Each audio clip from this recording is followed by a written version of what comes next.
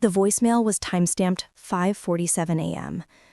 Ma'am, we're moving forward with the title transfer at noon. This is your final chance to confirm. My chest tightened instantly. Title transfer. On my apartment. Without my permission. And only 2 people on earth had that address. My husband and his mother. This is a story about how one quiet lie protected my life. Let me take you back to the morning everything shifted. My name is Danielle Carter. I was 34 years old, newly married, and adjusting to the strange weight of sharing my space with someone who now had full access to my life. I worked as a risk analyst for a financial consulting firm in Brooklyn. The money was good. The pressure was constant. Precision wasn't optional. It was survival. The apartment we lived in, a bright 2-bedroom near the J train, was supposed to belong to my Aunt Geneva. That's what my husband believed. That's what his mother believed. But the truth was simple. I owned that apartment outright. I bought it myself at 29. 3 jobs, no shortcuts, no safety net. Every dollar saved, every comfort delayed. My name alone was on the deed. And somehow, I never told my husband. It wasn't part of a strategy. On our 3rd date, when Marcus walked me home and casually asked, "So, is this your place?" Something quiet but firm rose in my chest. Don't tell him. So I didn't. I told him it belonged to my aunt. And the lie supped into place so easily that it scared me. 6 months later, Marcus proposed. And I said yes. For a while, married life felt gentle. Comfortable. Too comfortable. The first sign that something was wrong came on a Tuesday. I was half asleep when my phone rang. Unknown number. "Miss Carter, this is Brightline Property Services. We're confirming your availability for the valuation appointment scheduled for today." I pushed myself upright in bed.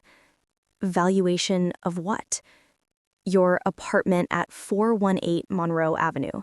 The room went silent. I never scheduled any appraisal. There was a pause. Then his voice shifted. "The request was submitted under your husband's name." I ended the call without another word. Marcus was still asleep beside me, breathing slow, peaceful, like a man who had no idea my world had just cracked open. At breakfast, I kept my voice light. "Did you make any calls about the apartment yesterday?" Marcus didn't even glance up from his phone. "No." "A company called about a valuation." He chuckled softly. "Spam. They're getting aggressive."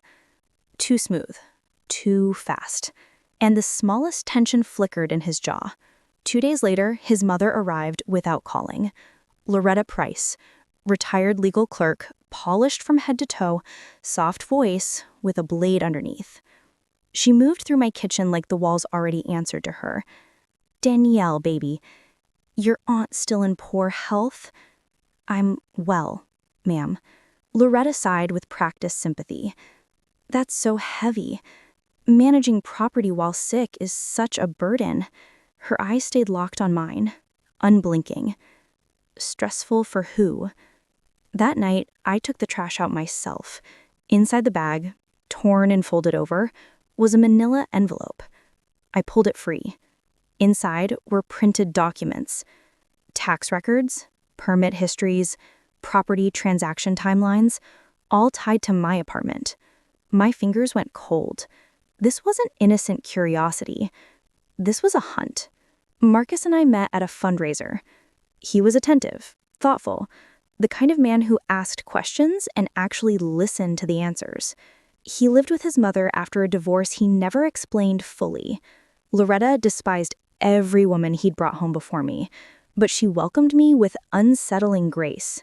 When Marcus proposed fast, I hesitated. Not long enough. We married quietly. No prenup, no asset discussions, because he believed I had nothing worth protecting. Loretta's questions grew sharper. "Does your aunt have a will, Danielle? Does anyone manage her affairs officially? You'd hate to end up displaced during a medical emergency." Each question pressed deeper, like fingers testing weak points. I called my friend Tasha, who worked in city records. Can you check if anyone's been pulling info on my address? She called back the next evening. Someone ran a title search 3 days ago, she said carefully, through a private legal contractor. My stomach tightened hard. Marcus and his mother weren't speculating anymore. They were closing in. That night, Marcus said it like it was no big deal. Mom found someone interested in the unit. My fork froze midair. The unit? He said easily. This place. Your aunt's apartment. He's offering fast money. She never said she wanted to sell. Marcus leaned back in his chair. People stop asking questions when cash is real. In that moment, something heavy settled in my chest. He was already talking like the apartment belonged to him. I didn't sleep that night. Every floor creak sounded louder. Every shadow felt closer than it should. For the first time since the wedding, I locked the bedroom door. And for the first time, the question came without fear, only clarity. Did Marcus marry me? Or did he marry my apartment? 3 days later, my phone vibrated with a text from Tasha. Just one line. Danielle, someone officially requested the owner's identity on your unit. They had moved past selling the apartment. They were now trying to uncover who truly owned it. And once that secret broke, everything would change. The first thing I did after Tasha's message came through was lock every door in the apartment. Front door, bedroom door, bathroom window. My hands were shaking so hard I had to grip the bed frame just to stay on my feet. A pipe rattled once, somewhere on the wall. I jumped. They weren't stalking the apartment anymore. They had singled me out. I wiped my palms on my jeans and called Tasha back. What does it really mean when someone requests the owner's identity? I whispered. She paused before answering. It means they're trying to establish legal control, she said. Once they confirm who owns it, they can apply pressure through banks, courts, or even forced sale tactics. My stomach tightened. So once they learn it's me, they come straight for you, she said, and they won't take their time. I ended the call and pressed my forehead to the wall. Marcus was still at work. Loretta didn't know I was on to her, which meant I still had one advantage: surprise. That afternoon, I took the first personal day I'd used since the wedding. Instead of going to the office, I went directly to the courthouse. The metal detector chimed as I walked through. The guard waved me on without looking up. The building smelled like dust and old paper. Everywhere I looked, people sat clutching folders, arguing softly, crying quietly. At the records window, I slid my ID under the glass. I need certified copies of the deed and the full ownership history for this address. The clerk typed, stopped, then looked at her screen again. Someone accessed this file a few days ago. My chest tightened. Yes, I said. That's why I'm here. She printed the documents, stamped them, and slid them forward. When I saw my name clear at the top of the deed, something solid clicked back into place inside me. Proof. They could intimidate, they could maneuver, they could threaten, but legally, the apartment was still mine. For now. Marcus came home late that night. Too late. Too controlled. He kissed my cheek like nothing was wrong, like the air between us wasn't already tight. Long day? I asked. Meetings ran long, he said, loosening his tie. Mom called. She might stop by tomorrow. My pulse skipped. Tomorrow? Yeah, he said. She said she wanted to check in on you. Check in. I smiled. How thoughtful. Loretta arrived the next morning at exactly 9:17. I was already at the kitchen table when the door opened. She entered with her usual polished calm. Good morning, baby. You look worn out. So do you. She sat across from me without waiting to be asked. I've been thinking about your aunt, she said lightly. In what way? Long illnesses bring difficult decisions. Care, finances, property. There it was again. Pressure without a demand. I'm not involved in her affairs, I said. Loretta studied me quietly. You're very guarded, she said. That can be a strength. She left minutes later, but her pressure stayed behind in the room. She knew something had shifted. That night, I installed the camera. Not out of curiosity, out of necessity. I hid it behind a photo frame on the bookshelf, angled toward the couch and front door. Then, I waited. 2 nights later, Marcus walked in with a man I'd never seen before. Danielle, he said casually, this is Mr. Kane. Property consulting. Property consulting. My chest tightened. Kane shook my hand. Your mother-in-law speaks very highly of you. Of course she did. They sat in the living room. I set down water and stepped back into the hallway. And what's the status with the owner? Kane asked. Marcus hesitated. It's complicated. I don't get paid for complicated, Kane replied. Is the owner cooperative? Marcus lowered his voice. We're working on it. Kane sighed. The longer this drags out, the more dangerous it gets. Visibility creates risk. Then Loretta's voice came through the phone on the coffee table. I warned you not to stall. Pressure forces results. My blood went cold. This wasn't guesswork. This was organized. After Kane left, I confronted Marcus. Why is your mother-in-law sending property agents into my home? They're just reviewing possibilities, he said carefully, for our future. For whose future? I asked. Ours. I studied his face. Marcus, why is this apartment suddenly so important to you? His jaw tightened. Because I'm tired of feeling like I don't own anything. Security matters. That single sentence told me everything. He believed I had no leverage, which meant everything he was doing depended on my silence, not my consent. 2 days later, my bank called. Miss Carter, we received a refinancing inquiry regarding your property. Who submitted it?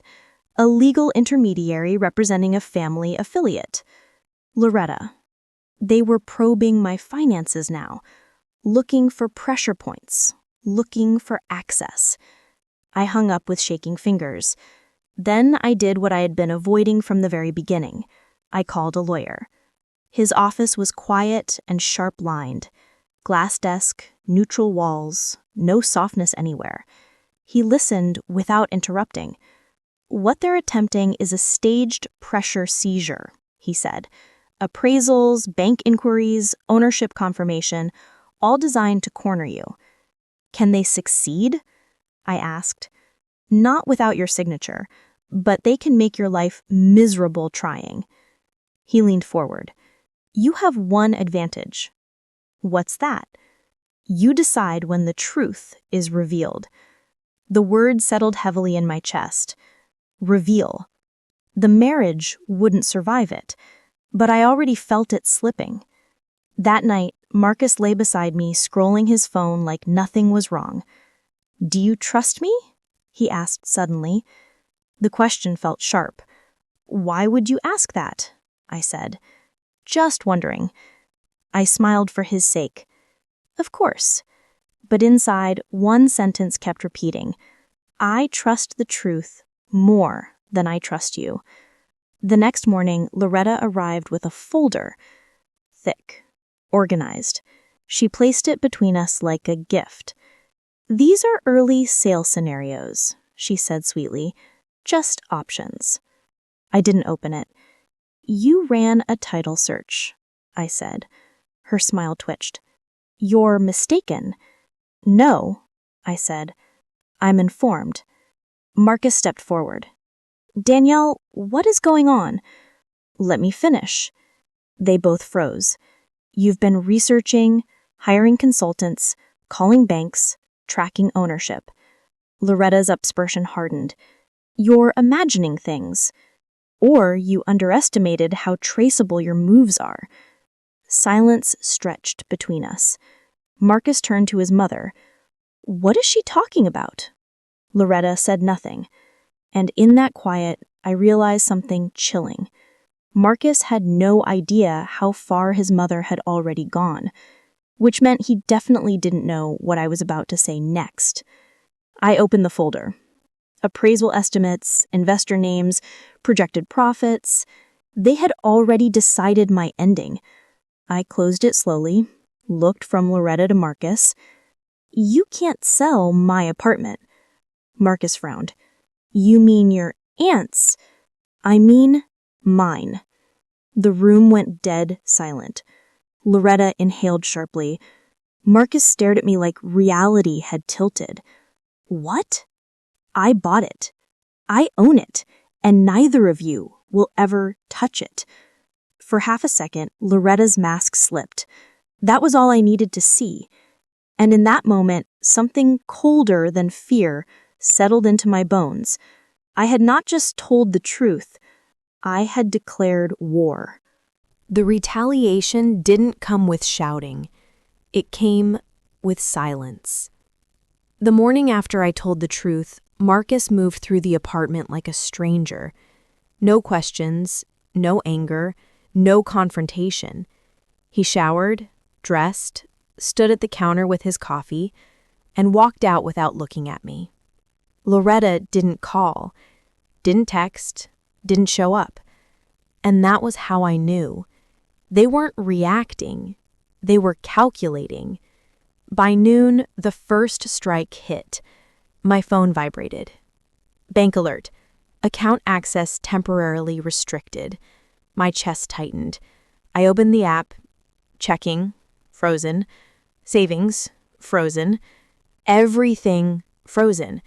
Every dollar I had vanished behind a warning screen. I called the bank immediately. Ms. Carter, the representative said carefully, we received a legal notification tied to a pending asset dispute connected to your residence. What dispute? I demanded. No one has any claim to that property but me. There was an emergency filing submitted early this morning, she said. It triggered an automatic compliance hold. My fingers went numb. Who filed it? I can't disclose the party, she replied, but the intermediary matches the same family affiliate who previously contacted us. Loretta. She hadn't reacted emotionally. She'd reacted strategically. The lawyer called less than an hour later.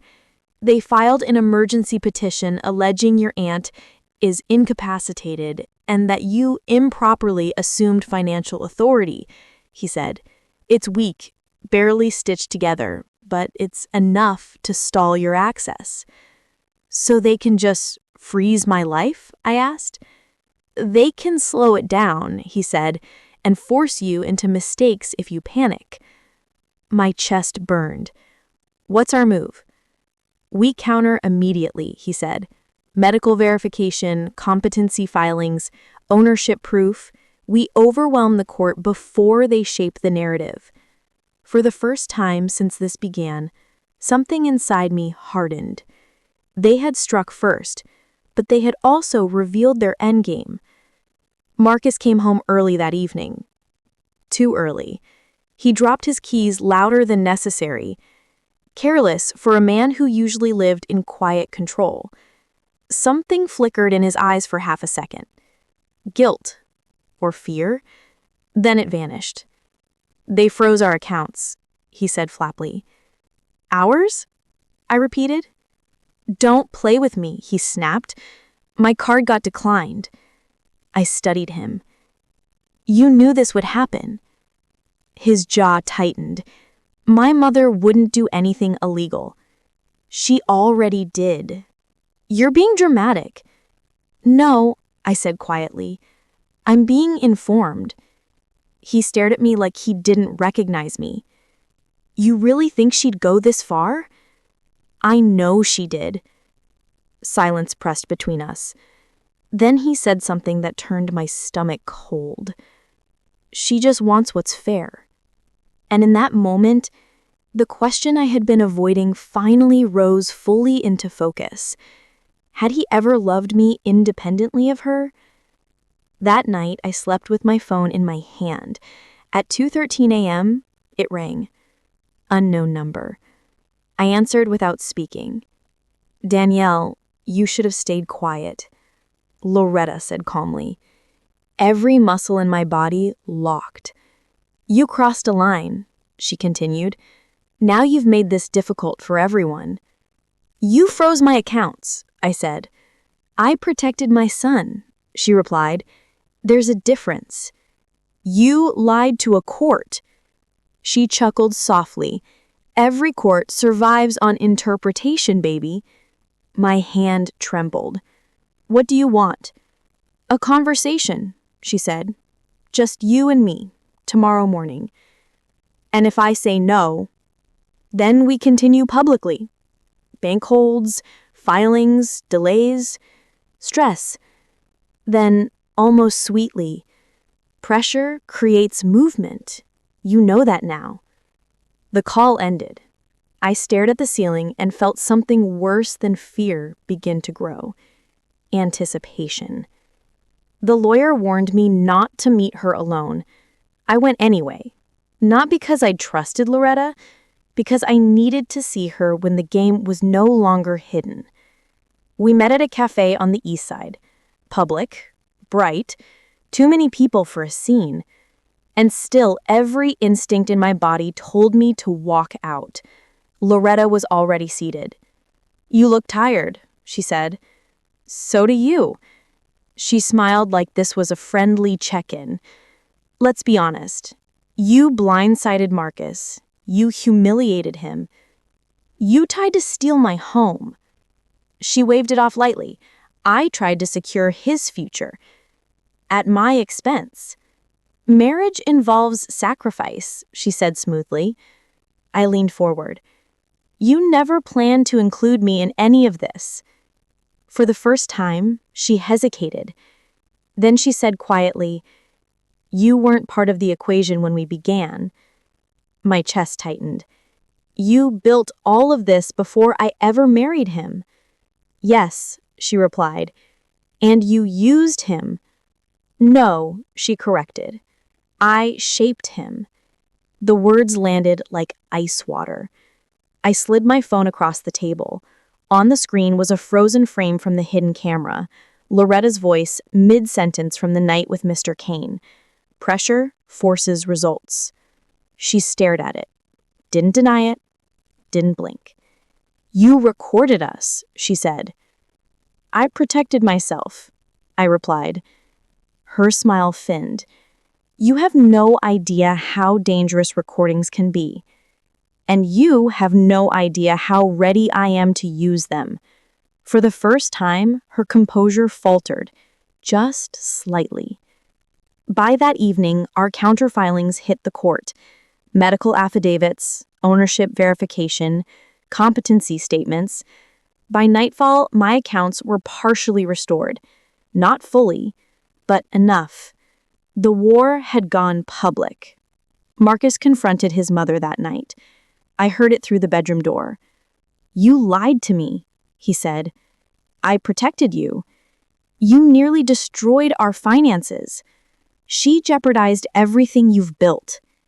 You filed against my wife. She made herself the enemy. Then Loretta said the words that changed everything. She was never meant to be permanent. Silence followed. Heavy. Shattering. Marcus didn't argue after that. He came into the bedroom later and sat on the edge of the bed. You recorded her, he said quietly. Yes. You went to court without telling me. Yes. You met her today. Yes. He exhaled slowly. You're not who I thought you were. No, I'm who you never bothered to know. He stared at the floor.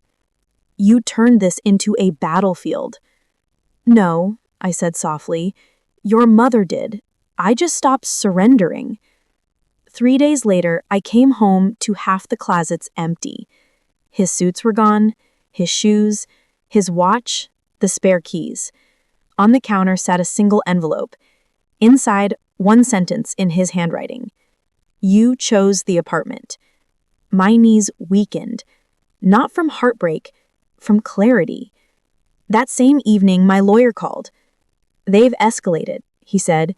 Your husband signed an affidavit supporting his mother's claim that your aunt is incapacitated and that your ownership may be under undue influence. I closed my eyes. So he finally chose a side. Yes, and now the court is listening. My chest tightened hard. What does that mean for me? It means the next hearing won't be about the apartment. It will be about you. And that was the moment I understood the real danger had finally arrived. This was no longer a fight over walls. This was a fight over my name, and they were trying to take that too. The court summons hit at 7:42 a.m. Not by mail, by email. Emergency hearing scheduled 10 a.m.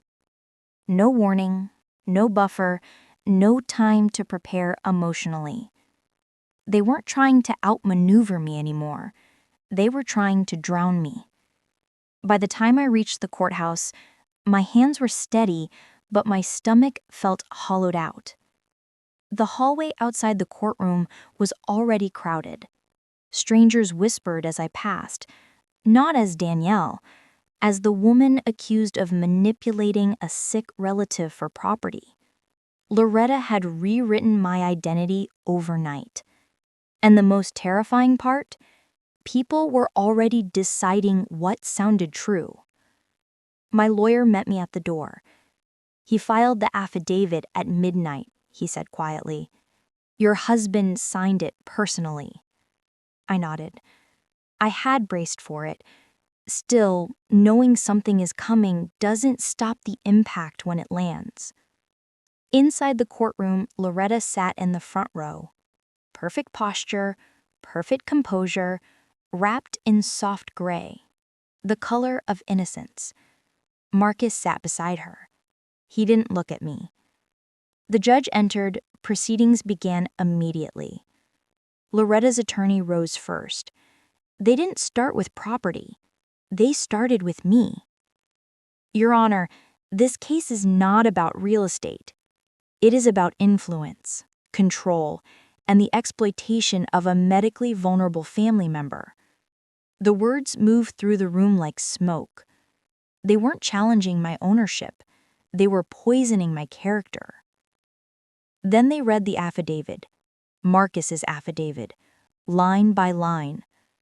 That I rushed the purchase, that I discouraged medical oversight, that I isolated my aunt from extended relatives, that I pressured her into signing documents she didn't fully understand. Each sentence was measured, precise, deadly. I didn't cry, I didn't flinch, but inside, something folded inward, stunned not by the lies, but by the man who helped carry them into the room. Then Loretta's attorney played what he believed was the final card. They called my aunt's physician, not her primary doctor, not her long-term specialist, a new consultant, recently assigned, carefully chosen. He testified that my aunt showed possible cognitive decline and that all financial authority should be temporarily suspended pending further medical review. Temporarily, which meant frozen assets, frozen authority, frozen control. My lawyer stood, calm, unrushed. He said, "We request the complete medical record be entered into evidence." Then he dismantled the illusion. Full evaluations, documented clarity, long-term stability. The opposing counsel objected. The judge reviewed. The room held its breath. Then the judge spoke.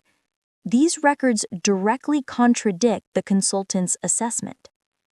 For the first time, Loretta's attorney stiffened, and the armor cracked. Then my lawyer pitted. "Your Honor, we also submit evidence of coordinated financial targeting by the opposing party." He pressed a button. Audio filled the courtroom. Loretta's voice, clear, measured, unmistakable. Pressure forces results. A low wave of sound moved through the room. Marcus turned sharply toward his mother. Loretta did not move. Then the still image appeared. Loretta and Mr. Kane, mid-conversation, projected in silence for the entire courtroom to see. This demonstrates intent to manipulate ownership, financial institutions, and the court itself, my lawyer said evenly. The judge leaned forward. This was no longer accusation, this was exposure. Loretta's attorney objected loudly. The judge overruled. Then she turned directly to Marcus. "Mr. Carter, you submitted the affidavit alleging undue influence. Were you aware of your mother's coordinated financial actions against your wife?" Marcus froze. The air left the room. Seconds dragged. "No, I wasn't," he said finally. Loretta turned slowly toward him. Her expression didn't change, but something colder moved behind her eyes. The judge issued a temporary ruling. The bank freeze was lifted in full. My authority over my aunt's care and finances was immediately restored. A full investigation into Loretta's actions was ordered. It wasn't a victory. It was survival. Outside the courtroom, chaos broke loose. Cameras appeared from nowhere. Voices collided. "Miss Carter, were you coerced by your husband's family? Did you hide this property from your marriage? Is this elder exploitation?" Loretta's narrative was already running, and it was dangerous because it didn't need to be proven. It only needed to be repeated. Marcus found me near the exit. He finally looked at me. He said, I didn't know she was doing all of that." His voice shook. "You still signed the affidavit." He swallowed. "I was trying to protect us." "You were protecting her." He flinched. Loretta passed behind him without stopping. As she brushed past me, she leaned in just enough for only me to hear. "You won today. Tomorrow is mine." Then she was gone. That night, my lawyer called with urgent news. He said, "They're filing an emergency guardianship petition. It's their last lever. If they win that, they regain full control. And if they lose everything." My hands tightened. "So this becomes the final fight?" "Yes. And this is where they stop playing fair." Marcus didn't come home that night. At midnight, my phone buzzed. Unknown number. A photo loaded on the screen. My aunt, sitting in a hospital chair hooked to monitors. Eyes open, still alive, still conscious, but surrounded by strangers. Then a single line of text appeared beneath the image. "Pressure creates movement." And in that moment, I finally understood the truth. This was no longer a legal war.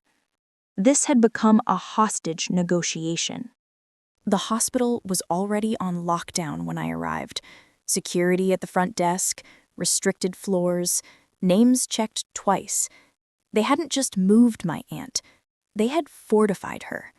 I pushed through the sliding doors and felt the air shift immediately. The smell of antiseptic, the quiet urgency in every hallway. A place built for healing and now repurposed as a controlled zone. At the desk, I gave my aunt's name. The nurse looked at her screen, then back at me. "I'm sorry," she said. "Access is currently limited to court-appointed guardians only." "I am her legal authority," I said, "as of yesterday's ruling." She hesitated. Then her eyes narrowed. There was a guardianship update processed early this morning. My chest tightened. By who? She checked the screen again. Loretta Price. The ambush had already started. My lawyer arrived minutes later, breathless. They filed it at midnight, he said. Emergency temporary guardianship. Different judge, different county. They fast-tracked it before we could counter. So my authority is gone, I said. Temporarily, he replied. But in this window, they control access, visitors, and discharge, which meant they controlled the room. They controlled the story. And they controlled my aunt. We reached the ICU wing just as the elevator chimed. Loretta stepped out first. Perfect hair, perfect posture, a court order in her hand like a weapon wrapped in paper. Marcus followed behind her, head lowered, shoulders folded inward. You are not authorized beyond this point, Loretta said coolly. I didn't slow. You don't erase a judge's ruling with paperwork filed in the dark. She lifted the document. I didn't erase it. I outran it. My lawyer stepped forward. This guardianship will be challenged within hours, he said. Anything you do now will be scrutinized. Loretta smiled slightly. Everything I do is scrutinized. That's why it's always clean. Then she turned to Marcus. Tell her why we're here. Marcus hesitated, then spoke. The doctors want to move Aunt Geneva to a long-term care facility. My lungs seized. A facility chosen by who? I asked. My mother, he said. That was when they rolled my aunt into the hallway. Slow. Careful. Thinner than I had ever seen her. Tubes at her arms, but her eyes were clear, and they locked onto mine. Danny, she whispered. I rushed forward instinctively. She can't interact without guardian approval, a nurse said sharply. Loretta raised her hand. It's fine, she said. Let them speak. Just enough leash. Baby, my aunt said weakly. They told me you did this. My heart split. Did what? I asked. That you tricked me. That you took the house. I turned slowly toward Loretta. She met my stare without blinking. They said I was confused, that I didn't understand what I signed. I took her hand gently. You understood, I said, and you chose. Tears slid from the corners of her eyes. Yes, she whispered. I chose you. The nurse shifted uneasily. Loretta's jaw tightened. This was not the script she had prepared for. My lawyer stepped forward. We are recording this interaction for legal review, he said calmly. Loretta's smile thinned. That was when I pulled out my phone and pressed play. Loretta's voice filled the hallway. Sharp, controlled, unmistakable. She was never meant to be permanent. Every nurse within earshot froze. Marcus stiffened. Loretta's expression finally faltered. Then the second clip played. Mr. Kane's voice, pressure forces results, followed by Loretta's reply, then apply more. The silence afterward crushed the space. What is this? A doctor demanded. My lawyer answered evenly. Proof of coordinated financial and medical manipulation directly tied to this guardianship seizure. Loretta stepped forward sharply. This is illegally obtained, which makes it evidence, not decoration. The charge nurse turned to Loretta. We will need to halt all transfer orders and review this with legal counsel immediately. Loretta's grip tightened on the court document. You will proceed with the transfer, now. No, the nurse said firmly, not until this is clarified. And then, my aunt spoke again. Clearer this time. They want to move me somewhere I didn't choose. The doctor turned to her. Mrs. Carter, do you feel safe where you are right now? She squeezed my hand. Yes.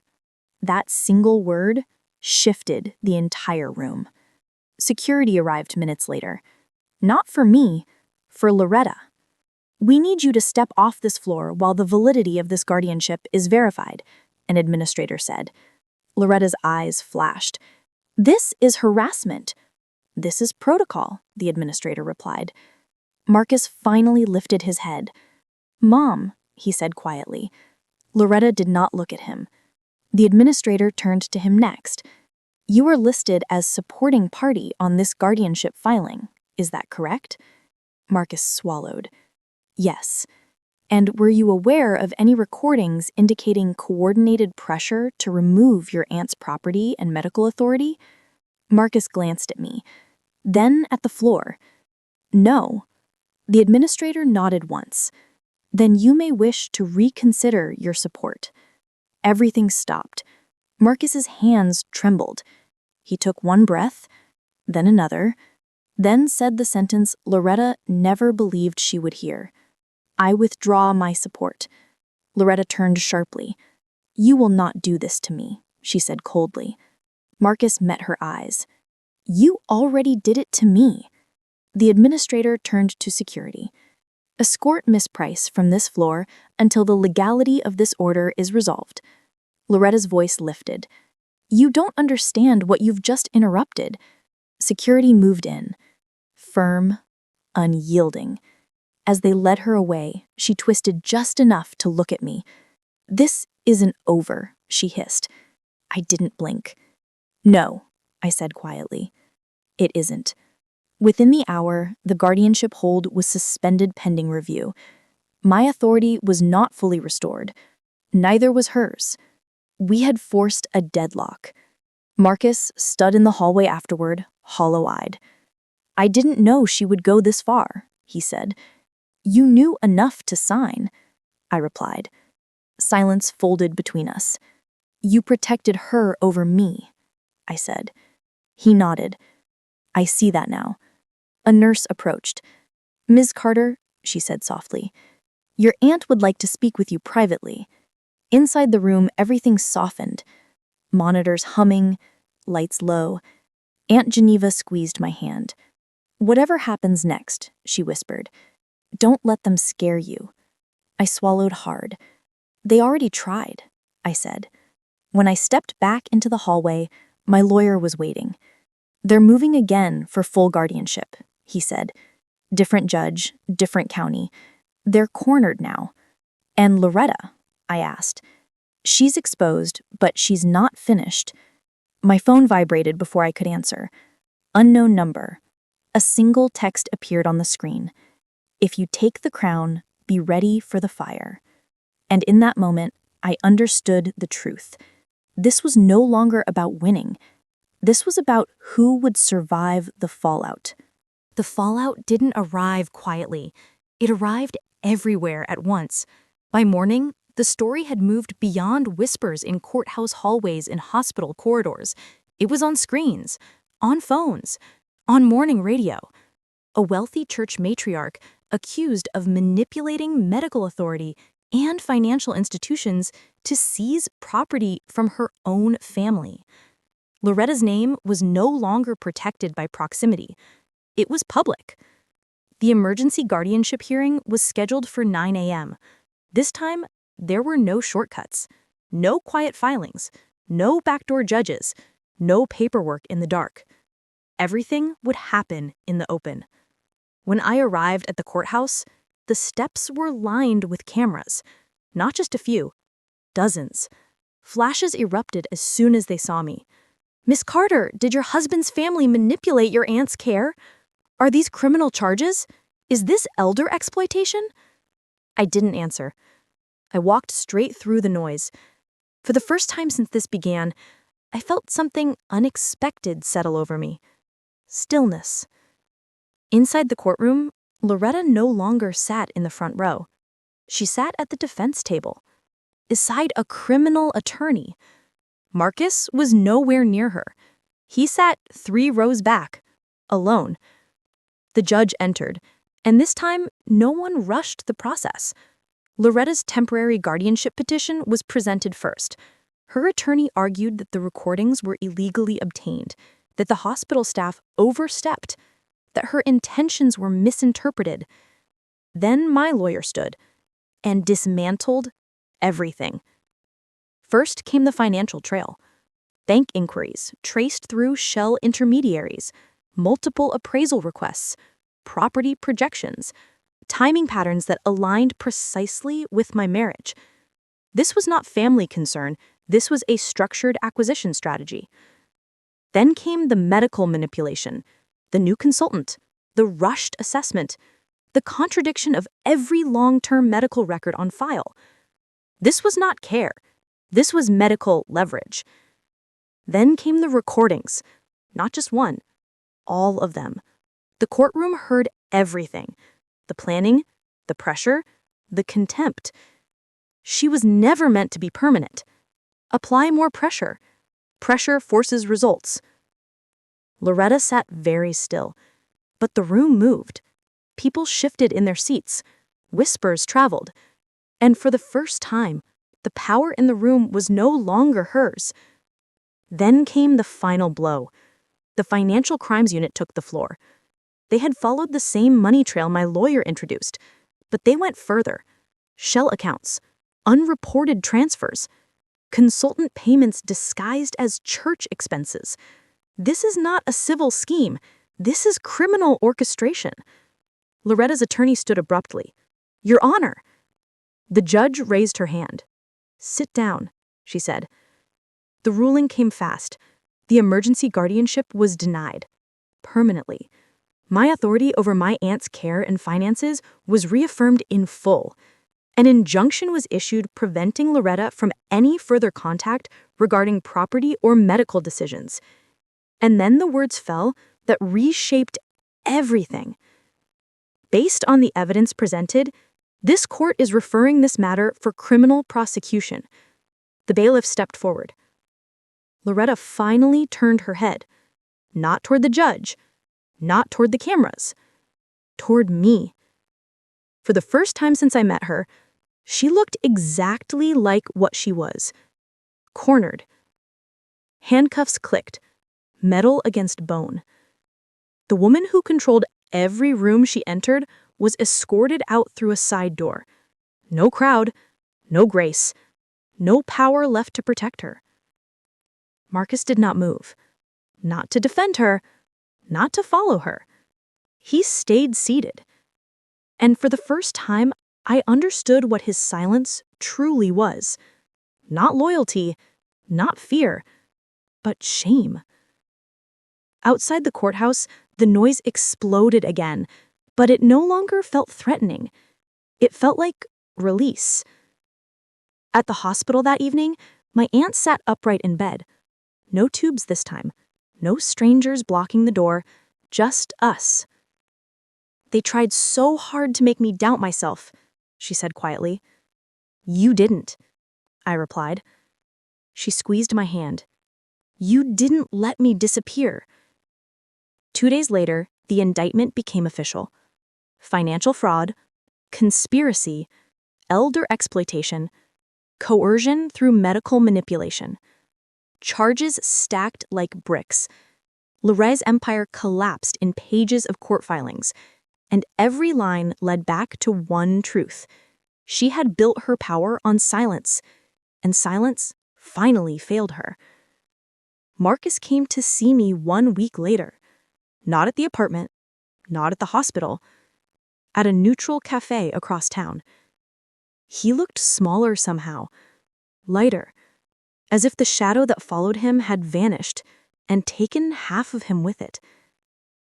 "I never thought she'd turn on me, too," he said quietly. "She didn't turn on you. She used you," I replied. He lowered his eyes. "I helped her." "Yes," I said. "You did." Silence sat between us. "I don't want a divorce," he said finally. I looked at him. Really looked. "You signed your name to my destruction. That wasn't weakness. That was choice." His shoulders slumped. "I was afraid to lose her. And you lost me instead." He didn't argue. The divorce took less time than the marriage. No fighting over the apartment. No hidden assets left in him. When he walked out of the courthouse with signed papers in his hand, he didn't look back. and I didn't need him to. 6 months later, my aunt moved back into the apartment. Sunlight returned to rooms that once held nothing but pressure. We planted flowers on the balcony, watched people walk below, lived quietly, safely. The last update on Loretta came through a sealed legal notice. Plea deal. Partial confession. Reduced sentence for cooperation. Her legacy wasn't prison. It was exposure. Every lie rewritten as fact. Every secret converted into public record. The very world she feared most. One evening, my aunt and I sat at the kitchen table. "You hid that apartment for a long time," she said gently. "I hid myself too," I admitted. She smiled softly. "And now?" "Now I don't. When people ask me now why I never put my husband's name on that property, why I never trusted the pressure, why I listened to the quiet warning instead of the loud love, I tell them the truth. I didn't hide the apartment to protect money. I hid it to protect my future, and that decision saved my life. Sometimes the things we hide aren't secrets. They're lifeboats. And when pressure finally comes, it reveals who's trying to survive with you and who's trying to survive off you.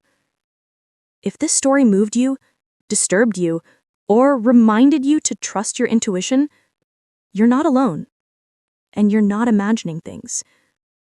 Share your thoughts in the comments, like the story if it hit home, and subscribe for more real-life stories where truth fights back. Because sometimes survival starts with one quiet decision.